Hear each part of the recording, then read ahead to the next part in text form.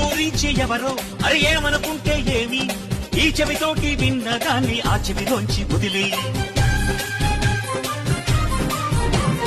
మేఘం సాగుతున్నా కాకులు మూగుతున్నా